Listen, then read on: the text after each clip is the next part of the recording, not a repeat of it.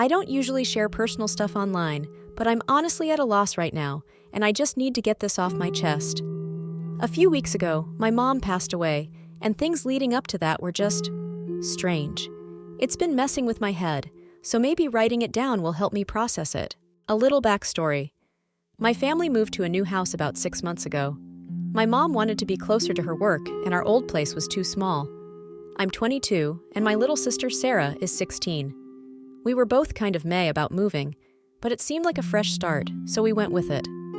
The house was bigger, a bit older, but it was in a quiet neighborhood, so it seemed like an upgrade. Everything was fine at first. Sarah started at her new school, and I was still working part-time while taking online classes. Mom was working more, but she seemed happy with the move. The weirdness started with Sarah, though. She'd been acting different after we moved in, but nothing I really paid attention to at first. You know how teenagers can be. I figured it was just the stress of starting at a new school and leaving her friends behind. But after about a month, she started having these nightmares. They weren't like normal bad dreams, though. They happened only in the mornings when she'd take a nap after breakfast, which was strange in itself. She'd never been the type to nap like that, especially not during the day. She told me about one of the dreams a few weeks before everything went downhill. She woke up one day looking like she hadn't slept in days. When I asked her what was up, she just shrugged it off and said she'd had a weird dream. I pushed her on it because she was acting super strange that morning, like she was distracted by something. In the dream, she said, she woke up in her bed, but everything felt off. She couldn't explain it, but she said it felt like our house, but also not like our house.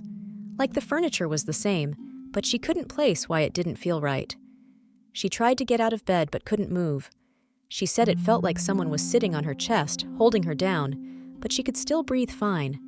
She wasn't scared, though, just kind of numb.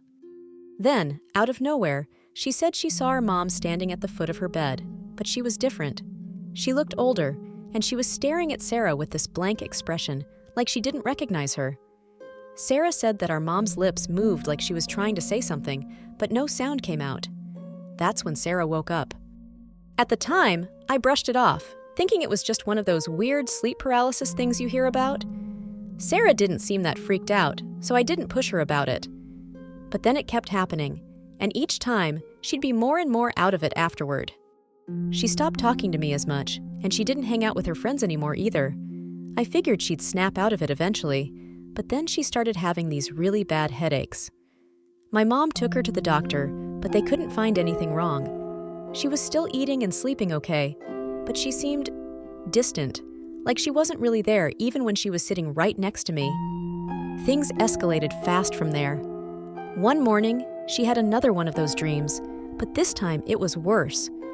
She woke up screaming, which freaked me out because Sarah's never been one to react like that. She was sweating and shaking, and when I asked her what happened, she couldn't even talk about it. She just kept saying, "Mom's gone, she's gone." I was confused because our mom was downstairs in the kitchen at the time. That day, she refused to leave her room, and my mom ended up calling the doctor again, worried that something was seriously wrong. But even after running tests, they couldn't figure it out.